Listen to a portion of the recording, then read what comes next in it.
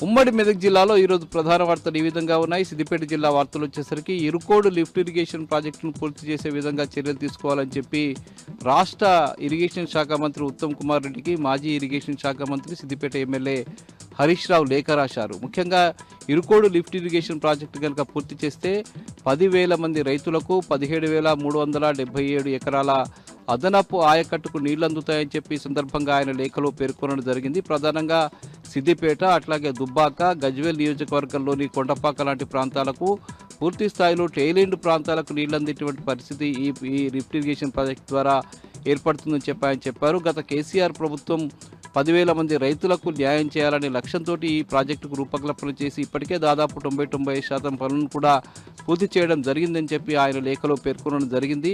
ఈ ప్రభుత్వం వచ్చిన తర్వాత 2 సంవత్సరాలుగా అనేక సందర్భాల్లో ఇరిగేషన్ శాఖ మంత్రికి లేఖ రాసినప్పటికీ, ప్రభుత్వానికి లేఖ రాసినప్పటికీ, రేవంత్ రెడ్డికి లేఖ రాసినప్పటికీ కూడా ఇప్పటి వరకు కూడా ₹1 కూడా నిధులు మంజూరు చేయడం లేదని చెప్పి ఆయన సందర్భంగా పేర్కొన్నారు.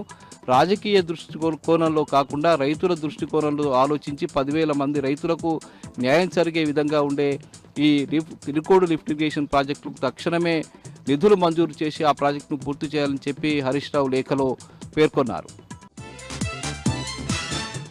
ఇక సిద్దిపేట జిల్లాలో కాంగ్రెస్ పార్టీకి సంబంధించిన నాయకుల దౌర్జన్యకాండ కొనసాగుతూనే ఉన్నది. గత కొంతకాలంగా అనేక ప్రాంతాల్లో అధికారులను అట్లాగే బీఆర్ఎస్ పార్టీ నాయకులపై దాడులకు ఉపక్రమిస్తున్నటువంటి కాంగ్రెస్ పార్టీ నాయకులు తాజాగా సిద్దిపేట జిల్లాలోని కుకునూరుపల్లి మండలం లకుడారం గ్రామంలో పెద్ద ఎత్తున ఆందోళన చేశారు. ముఖ్యంగా ఒక డీసీసీ మాజీ అధ్యక్షుడు నర్సారెడ్డికి సంబంధించిన జన్మదిన వేడుకలు నిన్న జరగాల్సి ఉండగా గ్రామ పంచాయతీ కార్యాలయం దగ్గరికి వెళ్ళినటువంటి కాంగ్రెస్ పార్టీ నాయకులు, కార్యకర్తలు అది గ్రామ పంచాయతీకి సంబంధించిన ఫర్నిచర్ని ఇవ్వాలని చెప్పి వాళ్ళు డిమాండ్ చేశారు. లోపలికి వెళ్ళి ఫర్నిచర్ తీస్తున్న క్రమంలో అక్కడ ఉన్నటువంటి సిబ్బంది అడ్డుకోవడంతో వాళ్ళ మీద దాడి చేశారు. అక్కడికి వెళ్ళినటువంటి సర్పంచ్ భర్తపై కూడా దాడి చేశారు.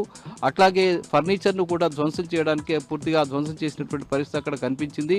తప్పతాగిన మైకంలో వీళ్ళంతా కూడా ఈ కార్యక్రమానికి ఒడిగట్టారు. ఈరోజు తెల్లవారుజామున కూడా అదే పద్ధతి కొనసాగింది. గ్రామస్తులంతా నిరసన వ్యక్తం చేస్తూ కాంగ్రెస్ పార్టీ నాయకుల చర్యను తీవ్రంగా ఖండించారు.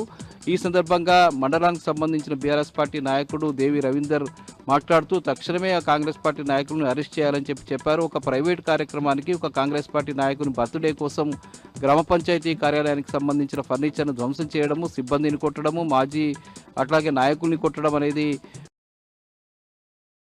చట్టపరంగా చర్యలు తీసుకోవాలని చెప్పి ఆయన డిమాండ్ చేశారు. ఇక రిటైర్డ్ అయిన ఉద్యోగులకు బెనిఫిట్స్, ఇతర డబ్బులు ఇవ్వాలనే ప్రధాన డిమాండ్ మేరకు కొనసాగుతున్నటువంటి ఆందోళన కూడా సిద్దిపేటలో ఈరోజు కూడా కొనసాగింది. సిద్దిపేట ప్రెస్ క్లబ్లో ఈరోజు రిటైర్డ్ ఉద్యోగుల సంఘాలకు సంబంధించిన నాయకులు అట్లాగే నాయకుడు జెడ్సన్ ఆధ్వర్యంలో పెద్ద ఎత్తున ప్రెస్ మీట్ జరిగింది, కార్యక్రమం జరిగింది. ఈ కార్యక్రమంలో బక్క జెడ్సన్ మాట్లాడుతూ రాష్ట్ర ప్రభుత్వ వైఖరిని ఆయన తీవ్రంగా ఖండించారు. ముఖ్యంగా 16,000 మంది ప్రభుత్వ ఉద్యోగులు రిటైర్ అయ్యి ఇప్పటి వరకు బెనిఫిట్స్ అందకుండా అనేక రకాల ఇబ్బందులు ఎదుర్కొంటున్నా కూడా రేవంత్ రెడ్డి ప్రభుత్వం ₹1 కూడా వాళ్లకు విడుదల చేయకపోవడం దుర్మార్గం అని చెప్పి బక్క జెడ్సన్ ఈ సందర్భంగా ఆరోపించారు. తక్షణమే ఆ డబ్బుని కనుక రాష్ట్ర ప్రభుత్వం విడుదల చేయకపోతే పెద్ద ఎత్తున ఆందోళన చేపడతామని, ఇప్పటికే 39 మంది రిటైర్డ్ ఉద్యోగులు చనిపోయినటువంటి పరిస్థితి ఉందని, అనేక మంది అనేక రకాల ఇబ్బందులు ఎదుర్కొంటున్నారని వాళ్ళ దృష్టిలో ఉంచుకొని మానవతా దృక్పథంతో ప్రభుత్వం వెంటనే ఆ బెనిఫిట్స్కి సంబంధించిన డబ్బు విడుదల చేయాలని చెప్పి బక్క జెడ్సన్తో పాటు రిటైర్డ్ ఉద్యోగ సంఘాలకు సంబంధించిన నాయకులు డిమాండ్ చేశారు. ఈ నెల 5న నిర్వహించేటువంటి చెలో అసెంబ్లీ కార్యక్రమానికి సంబంధించిన పోస్టర్ని కూడా ఈ సందర్భంగా వాళ్ళు విడుదల చేశారు. ఇక సంగారెడ్డి జిల్లా వార్తలు వచ్చేసరికి జిన్నారం మండల ప్రాంతంలోని ఐడిఏ బొల్లారానికి సంబంధించిన పోలీస్ స్టేషన్ తరలింపు నిర్ణయాన్ని నిరసిస్తూ పెద్ద ఎత్తున బీఆర్ఎస్ పార్టీ ఈరోజు ఆందోళన నిర్వహించింది.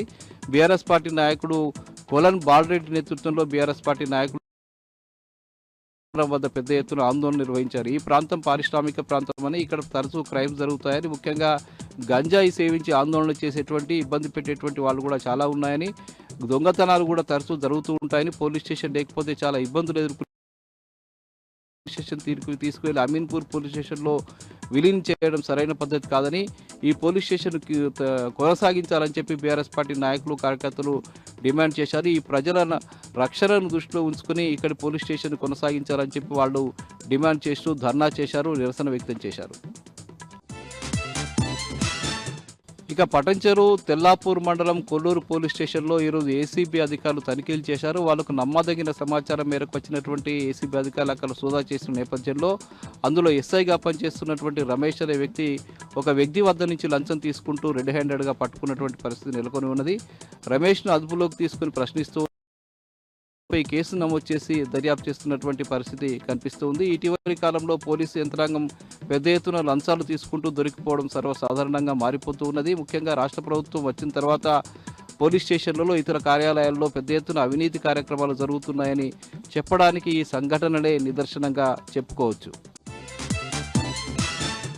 ఇక సంగారెడ్డి జిల్లా వార్తలు వచ్చేసరికి సిర్గాపూర్ బాలుర ఎస్సీ హాస్టల్లో గత 10 రోజులుగా పూర్తిగా కరెంటు సరఫరా నిలిచిపోయిన నేపథ్యంలో విద్యార్థులంతా కూడా స్నానాలు లేకుండా, తాగడానికి నీళ్లు లేకుండా అనేక ఇబ్బందులు ఎదుర్కొంటున్నా కూడా వార్డెన్ కానీ అధికారులు కానీ పట్టించుకునే నేపథ్యంలో పెద్ద ఎత్తున విద్యార్థులు ఆందోళనకు ఉపక్రమించినటువంటి పరిస్థితి నెలకొన్నది. ఆ వార్డెను విద్యార్థులు పలుమార్లు నీళ్ల గురించి, కరెంటు గురించి అడిగితే వాళ్ళని బండబూతులు తీరుతూ అనేక రకాల ఇబ్బందులు గురి చేస్తున్న నేపథ్యంలో విద్యార్థులంతా ఆందోళనకు దిగారు. విద్యార్థుల ఆందోళనకు దిగివచ్చినటువంటి ప్రభుత్వము ఈరోజు ఆ వార్డెన్ని సస్పెండ్ చేస్తూ నిర్ణయం తీసుకున్నది. జిల్లా కలెక్టర్ ఆ నిర్ణయాన్ని వెలువడిస్తూ వార్డెన్ను తక్షణమే అక్కడి నుంచి తొలగించి వేయాలని సస్పెండ్ చేస్తున్నట్టుగా ఆమె ఉత్తర్వులు జారీ చేయడం జరిగింది.